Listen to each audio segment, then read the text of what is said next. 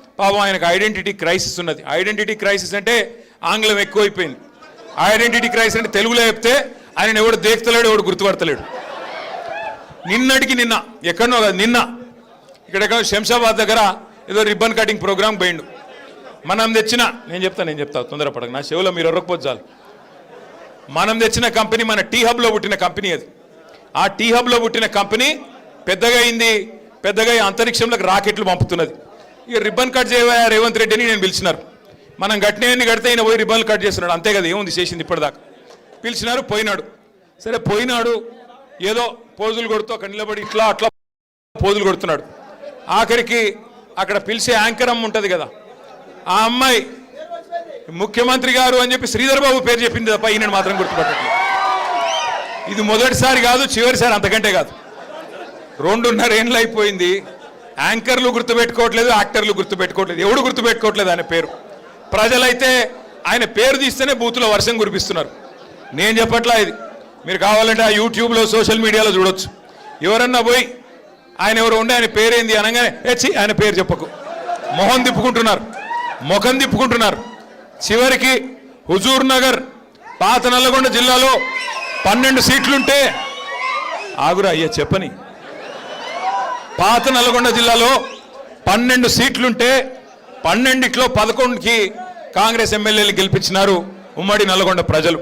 సరే కారణాలు ఏమైనప్పటికీ జరిగింది జరిగిపోయింది.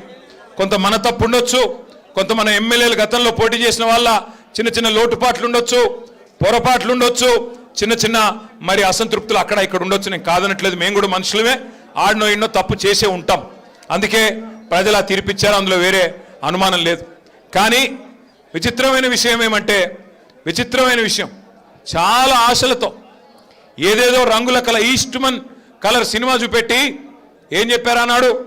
ఈరోజు ముఖ్యమంత్రిగా ఉన్న రేవంత్ రెడ్డి ఆ రోజు పిసిసి అధ్యక్షుడు, ఈరోజు ఉప ముఖ్యమంత్రిగా ఉన్న బట్టి విక్రమార్క గారు ఆ రోజు సిఎల్పి అధ్యక్షుడు. ఏం చెప్పారు ఆ రోజు విక్రమార్క గారు, మీకు గుర్తుండాలా, ఇట్లా గ్యారంటీ కార్డు పట్టుకొని ఇది మీరు భద్రంగా పెట్టుకోండి, 100 రోజులు గట్టిగా పట్టుకోండి,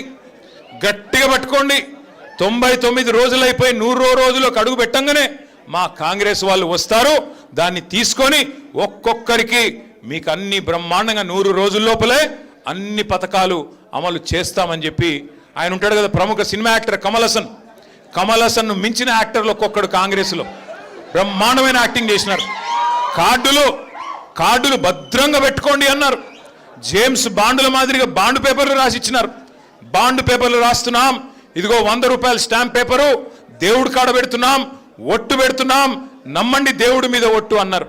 ఎన్ని మాటలు చెప్తే ఇవాళ నేను అడుగుతా ఉన్నా బట్టి విక్రమార్క గారిని, భద్రంగా పెట్టుకోమంటివి కదా కార్డులు, భద్రంగా 100 రోజులు పెట్టుకోమంటివి కదా,